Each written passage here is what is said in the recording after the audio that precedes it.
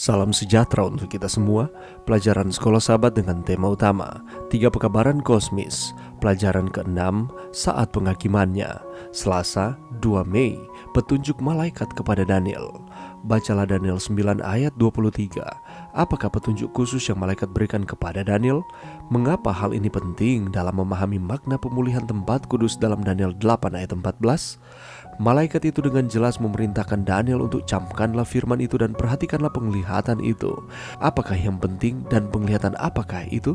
Karena tidak ada penglihatan yang dicatat dalam Daniel 9, malaikat Gabriel pasti berbicara tentang bagian dari penglihatan dalam Daniel 8 yang Nabi tidak pahami. Penglihatan tentang 2300 petang dan pagi. Gabriel melanjutkan dalam Daniel 9 ayat 24-27. Peristiwa apakah dalam kehidupan dan pelayanan Yesus yang dibicarakan ini? Bagian pertama dari nubuatan ini berhubungan dengan umat Allah, orang-orang Yahudi. 70 kali 7 masa telah ditetapkan atas bangsamu, bangsa Yahudi. Daniel 9 ayat 24. Dalam nubuat kitab suci, 1 hari sama dengan 1 tahun. Kita boleh lihat di dalam Yehezkiel 4 ayat 6, Bilangan 14 ayat 34. Dalam Daniel dan Wahyu, ketika Anda memiliki gambaran simbolis, Anda biasanya memiliki nubuatan waktu simbolis juga. Salah satu cara kita dapat yakin bahwa asas nubuat hari tahun berlaku di sini adalah bahwa ketika kita menggunakannya dalam nubuatan Daniel, setiap peristiwa pada garis waktu terjadi dengan sempurna. Kita akan melihat pelajaran pada besok hari. Jika kita menerapkan prinsip ini, 70 minggu terdiri dari 490 hari. Karena satu hari nubuatan sama dengan 1 tahun literal, 490 hari adalah 490 tahun literal. Gabriel memberitahu Daniel bahwa 490 tahun dipotong, atau arti harfiah dari kata Ibrani chathak, kadang-kadang diterjemahkan ditetapkan. Dipotong dari apa? Ini bisa menjadi satu-satunya nubuatan lain yang disinggung di sini. 2300 petang dan pagi Daniel 8 ayat 14.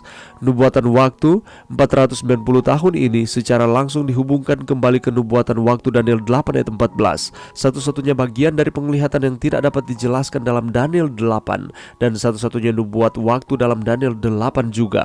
Dengan demikian, kita dapat melihat bahwa Gabriel dengan nubuat ini akan datang untuk membantu Daniel memahami apa yang tidak dia pahami dalam pasal sebelumnya, 2300 petang dan pagi. Pelajaran yang bisa kita dapatkan pada saat ini. Apa yang dimaksudkan dengan 70 kali 7 masa ini?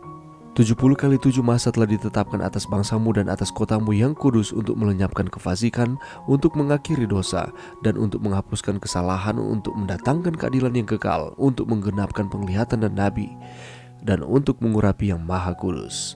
Maka ketahuilah dan pahamilah dari saat firman itu keluar, yakni bahwa Yerusalem akan dipulihkan dan dibangun kembali sampai pada kedatangan seorang yang diurapi, seorang raja. Ada 7 kali 7 masa dan 62 kali 7 masa lamanya. Kota itu akan dibangun kembali dengan tanah lapang dan paritnya, tetapi di tengah-tengah kesulitan. 70 kali 7 masa ditetapkan kepada bangsa Israel yang sama dengan 490 tahun. Penentuan waktu ini adalah untuk yang pertama melenyapkan kejahatan, yang kedua mengakhiri dosa, yang ketiga menghapus kesalahan, yang keempat mendatangkan keadilan, yang kelima menggenapi penglihatan nabi, dan yang keenam mengurapi yang maha kudus. Kapankah 70 kali 7 masa ini, atau 70 minggu, atau 490 hari, atau 1 hari sama dengan 1 tahun, berarti 490 tahun ini dimulai? Ayat 25 adalah titik awal perhitungan, yaitu saat Yerusalem akan dipulihkan dan dibangun kembali sampai kedatangan seorang yang diurapi. Dan kalau kita melihat peristiwa ini tercatat di dalam Esra 1 ayat 1-4 dan Esra 6 ayat 7-12. Peristiwa ini terjadi pada tahun 457 sebelum Masehi, di mana ini adalah sebagai akhir dari masa penghukuman mereka selama 70 tahun di Babel. Yeremia 25 ayat 11 mengatakan, maka seluruh negeri ini akan menjadi reruntuhan dan ketandusan, dan bangsa-bangsa ini akan menjadi hamba kepada Raja Babel 70 tahun lamanya. Yeremia 29 ayat 10 juga mengatakan, sebab beginilah firman Tuhan, apabila telah genap 70 tahun bagi Babel, barulah aku memperhatikan kamu. Aku akan menepati janjiku itu kepadamu dengan mengembalikan kamu ke tempat ini. Apa yang terjadi selama jangka waktu 490 tahun ini? Yang pertama, Tahun 497 sebelum Masehi merupakan surat perintah membangun kembali Yerusalem. Ada 3 dekret yang dikeluarkan oleh Raja Persia untuk mengizinkan bangsa Israel sebagai tawanan kembali ke kampung halaman mereka. Yang pertama adalah dekret Raja Kores, yang kedua adalah dekret Darius, dan yang ketiga adalah dekret Artasasta. Ketiga dekret ini adalah satu, memiliki isi yang sama, tapi baru berlaku musim gugur tahun 457 sebelum Masehi. Dan yang kedua adalah tahun 408 sebelum Masehi. Jalan-jalan dan tembok akan dibangun pada akhir 7 minggu pertama atau 49 tahun. Pekerjaan pembangunan sudah dimulai.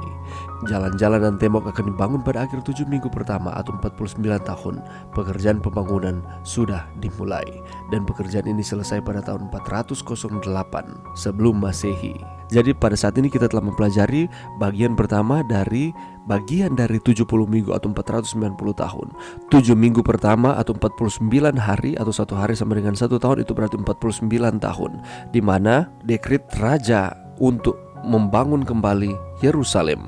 Sampai pada tahun 408 Yerusalem selesai dibangun. Dan setiap peristiwa pada garis waktu terjadi dengan sempurna. Kita akan melihat pelajaran pada esok hari. Kita akan mempelajari bersama kegenapan dari 490 tahun itu atau 70 minggu itu pada besok hari. Jadi kita dapat melihat bahwa Allah sangat memperhatikan akan umat-umatnya. Dia tidak meninggalkan akan umat-umatnya. Itulah sebabnya marilah kita terus setia kepada Tuhan. Mari berdoa. Terima kasih Tuhan atas firman-Mu pada saat ini. Bantu kami untuk kami terus setia kepada Tuhan. Pada saat ini kami sudah mempelajari bagian awal dari bagian 70 minggu atau 490 tahun nubuatan di dalam bagian dari 2300 petang dan pagi. Allah memelihara bangsa Israel, demikian pula dengan kami. Allah tidak akan pernah meninggalkan kami. Bantu kami Tuhan untuk kami dapat terus setia kepada Tuhan. Ini doa kami di dalam nama Yesus. Amin.